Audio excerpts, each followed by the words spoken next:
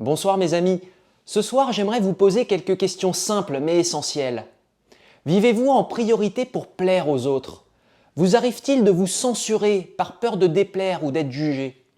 Ressentez-vous ce besoin constant d'être approuvé, quitte à agir contre votre propre bien-être ou à négliger vos aspirations profondes? Peut-être avez-vous cette sensation d'être enfermé dans un rôle qui ne vous correspond pas vraiment, comme si vous deviez constamment répondre à des attentes extérieures, dans une quête interminable et impulsive de validation. Si ces questions résonnent en vous, alors cette vidéo est pour vous. Ensemble, nous allons explorer ce besoin d'approbation. D'où vient-il? Pourquoi il nous limite? Et surtout, comment nous en libérer pour enfin vivre pleinement en étant nous-mêmes?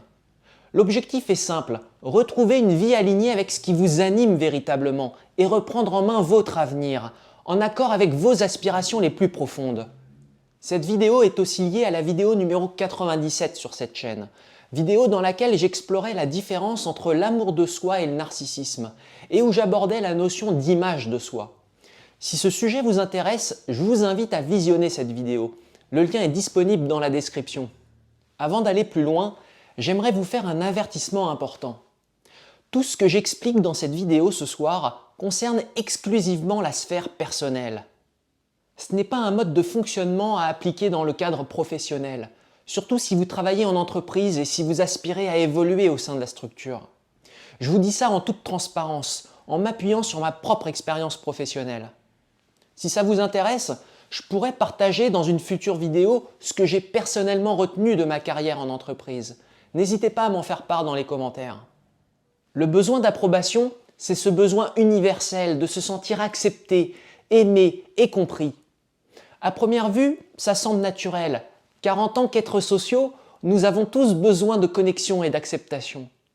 Mais ce besoin devient problématique quand il prend une place excessive dans notre vie, au point de dicter nos choix et de façonner nos comportements, pire, au point de nous oublier. Souvent, ce besoin trouve sa source dans une peur profonde, la peur du rejet. Je veux dire ce rejet prononcé par les autres, mais que nous assimilons à un rejet prononcé par nous-mêmes. On redoute que, si on montre qui on est réellement, on risque d'être incompris ou critiqué. Alors, pour éviter ces risques, on s'adapte aux attentes des autres. On joue un rôle, on porte un masque, mais à force de nous conformer, on finit par perdre le contact avec notre véritable identité, avec ce qu'on veut réellement au plus profond de nous. Cette quête constante d'approbation nous pousse parfois à devenir des clones de la société. On adopte les comportements, les apparences et les idées qu'on pense nécessaires pour être acceptés, parce qu'ils semblent correspondre à la norme. Les réseaux sociaux amplifient encore ce phénomène et nous encouragent à entretenir une image de soi souvent déconnectée de notre essence profonde, de notre soi. C'est une dynamique que j'ai explorée dans la vidéo numéro 97, où je parlais de la différence fondamentale entre l'image de soi, construite pour plaire, et le soi profond, qui reflète notre véritable nature. Ce besoin d'approbation a des origines profondes, souvent ancrées dans notre enfance, dans notre éducation, mais également dans les pressions de notre environnement social et culturel. Quand nous sommes enfants, nous comprenons très tôt que pour être aimé, il faut répondre à certaines attentes. Être sage, être obéissant, être performant à l'école. Ces comportements, parfois encouragés par des paroles ou des récompenses, nous font associer la validation extérieure à notre valeur personnelle. Sans en avoir conscience, nous construisons l'implication suivante. Si les autres m'approuvent, alors j'ai de la valeur. Cette habitude s'enracine en nous et fort naturellement, elle nous suit à l'âge adulte. La société contemporaine vient amplifier ce mécanisme. Avec ses normes, avec ses codes socio-économiques implicites et ses attentes omniprésentes, elle nous pousse à ajuster constamment notre comportement pour être accepté. Les réseaux sociaux, par exemple, agissent comme des vitrines où chacun expose une version idéalisée de sa vie, en quête compulsive de likes ou de commentaires positifs. Cette dynamique nous impose une pression constante pour entretenir une image de soi lisse et valorisée, quitte à masquer ou déformer notre véritable essence, c'est-à-dire notre soi. On finit par sacrifier notre soi au profit d'une construction superficielle, d'une image qui plaît mais qui finalement ne nous ressemble pas et nous éloigne de nous-mêmes. Et puis il y a la peur du regard des autres. Cette angoisse silencieuse nous pousse à cacher nos failles, nos doutes et parfois même nos vérités les plus profondes. On évite d'être vulnérable, du moins on cache aux autres et à nous-mêmes notre vulnérabilité. On évite de sortir des sentiers battus pour ne pas décevoir. Peu à peu, cette peur nous enferme à notre insu dans un rôle que nous n'avons pas choisi, mais que nous estimons nécessaire pour exister aux yeux des autres, et ceci pour exister à nos propres yeux.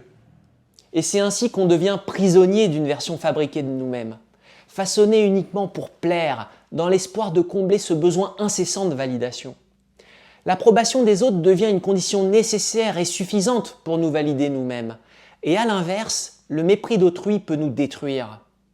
On comprend alors que se libérer du besoin d'approbation est essentiel pour retrouver notre authenticité. Quand on vit que pour répondre aux attentes des autres, on se coupe de nos véritables désirs. On finit par mener une vie qui ne nous ressemble pas, ce qui peut générer un profond sentiment de frustration. Personnellement, sur cette chaîne, j'ai choisi de m'afficher tel que je suis. Tout ce que je vous partage ici n'est pas une image de moi, mais une version sincère de ce que je suis. Du moins une version que j'estime, en toute lucidité et en toute honnêteté avec moi-même, comme étant authentique. Mon but n'est pas de construire une image parfaite ni de chercher l'approbation, mais de partager mon vécu pour aider.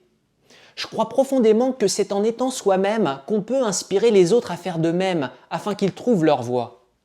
Ce qui compte pour moi, ce n'est pas une image de soi à entretenir, mais le soi, mon soi et le vôtre.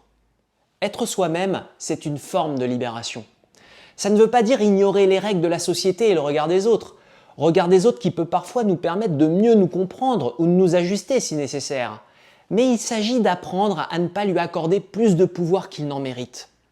Être soi-même, c'est décider de vivre selon ses propres valeurs et non selon des attentes extérieures, tout en respectant les règles.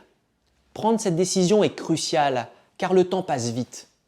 En cherchant constamment à plaire aux autres et à entretenir une image de soi idéalisée, on finit par négliger nos aspirations profondes. Et ce qu'on n'ose pas vivre aujourd'hui, on risque de le regretter demain. Vous savez, il arrive parfois que, en avançant dans la vie, on se rende compte qu'on a sacrifié trop d'opportunités personnelles pour satisfaire des standards ou les attentes d'autrui. Ce regret peut être lourd, car il naît d'un constat. On a voulu combler un manque d'appréciation envers nous-mêmes en cherchant l'approbation extérieure. Mais ce besoin nous a contraints à sacrifier ce qui compte vraiment pour nous. Au lieu de ça, il est fondamental de se recentrer sur ses propres désirs et de choisir une vie qui incarne véritablement ce qu'on est. Plus vous apprenez à vous apprécier pour qui vous êtes réellement, moins vous aurez besoin de chercher cette validation de l'extérieur. Et surtout, vous réduirez le risque d'avoir des regrets plus tard, car vous aurez fait le choix conscient de suivre votre propre chemin. Se libérer du besoin d'approbation est un processus qui demande du temps et de l'introspection. Ça commence par une réflexion sincère sur la manière dont ce besoin s'exprime dans notre vie. Posons-nous ces questions. À quel moment cherchons-nous inconsciemment à plaire aux autres ? Quel comportement adoptons-nous uniquement pour répondre à leurs attentes, parfois même en contradiction avec ce qu'on ressent profondément ? Il est aussi nécessaire d'apprendre à se valider soi-même. Au lieu de chercher l'approbation extérieure, posez-vous ces questions. Est-ce que ce que je suis en train de faire me convient ? Est-ce que c'est aligné avec mes valeurs profondes ? Plus vous vous habituez à écouter votre propre ressenti, moins vous dépendrez du regard des autres pour vous sentir légitime. Ensuite, tout en restant respectueux des autres, il faut oser être soi-même. Ça peut sembler inconfortable au début, car ça demande de dépasser la peur du jugement, de déplaire ou d'être incompris. Exprimer ses opinions, ses envies et ses vérités est un bon début, mais être soi-même va bien au-delà. Être soi-même, c'est prendre pleinement conscience de qui on est pour agir et pour orienter sa vie en accord avec ce qu'on ressent profondément, avec ce qu'on a dans les tripes. Être soi-même, c'est donc avant tout une démarche active.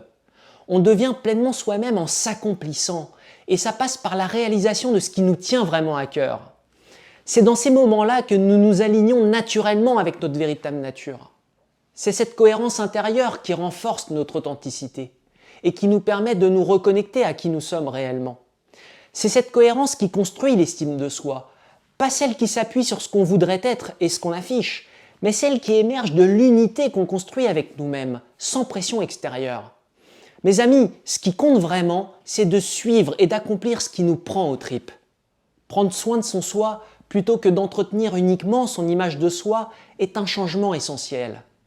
Trop souvent, on consacre nos efforts à soigner une image qui n'est qu'un reflet partiel de nous-mêmes, et parfois même en contradiction avec notre véritable essence. Mais quand on prend soin de notre soi en priorité, en nous respectant, en écoutant nos besoins réels, en agissant en cohérence avec ce que nous sommes, alors l'image de soi qui en découle devient automatiquement alignée avec notre soi. Cette harmonie entre le soi et l'image de soi élimine les conflits intérieurs, ce qui nous permet de vivre en paix avec nous-mêmes. Il n'y a alors plus de division nocive entre ce que nous sommes et ce que nous voulons être. Et ce que nous montrons au monde, c'est en général ce que nous voulons être. Se libérer du besoin d'approbation, c'est donc renouer avec notre véritable essence.